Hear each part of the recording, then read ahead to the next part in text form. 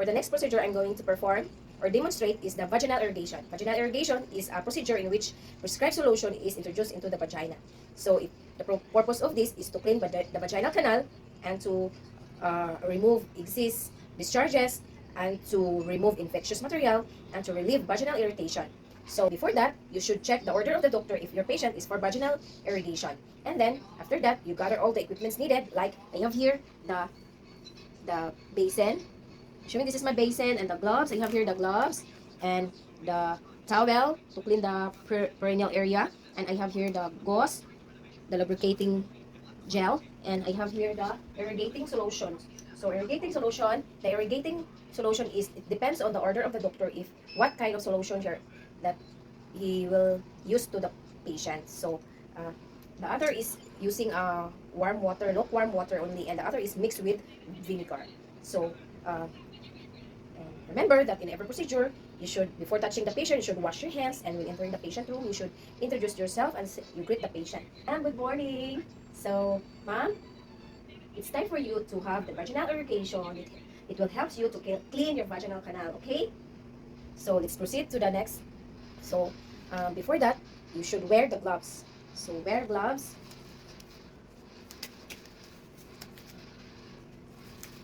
And if you have PPE, you can wear PPE to protect your skin and your uniform.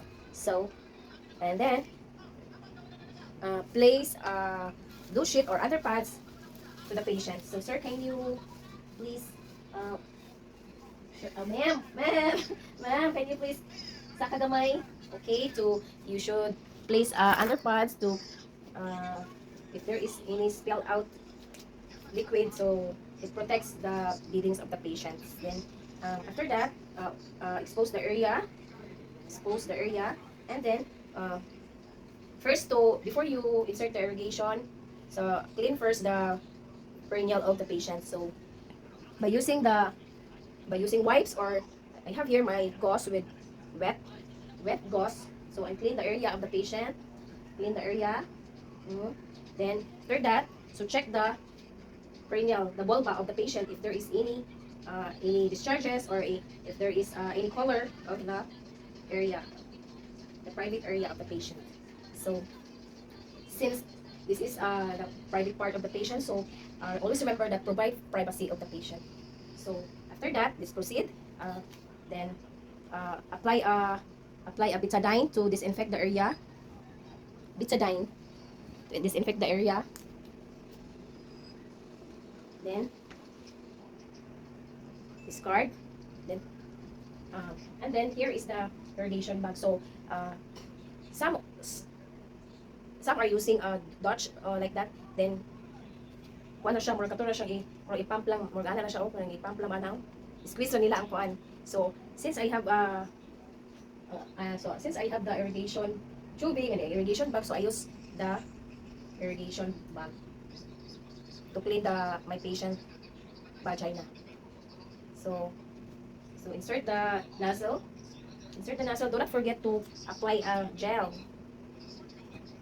to prevent irritation. So insert slowly to the vagina of the patient.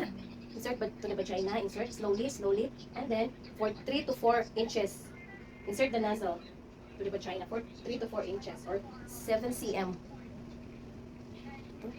7 to 10 cm.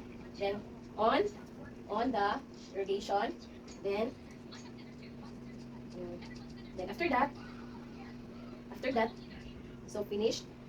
So after that, off the irrigation clamp. Then let the patient sit on the bedpan.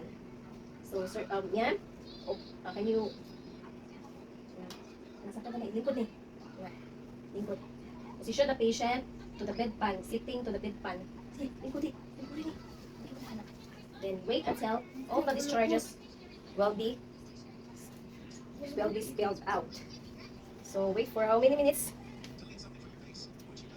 Until all the solution will come out. So, and then done. So remove the bedpan.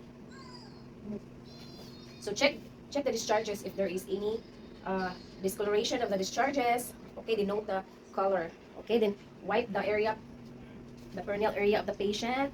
wipe, then dry, then if there is, you can let the patient wear the diaper for any excess fluid will be kind of gawas pa.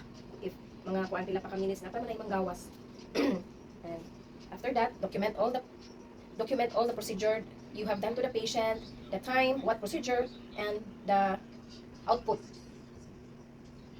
And then after that, remove the gloves, and then discard. Then wash hands thoroughly, and then document. That's all.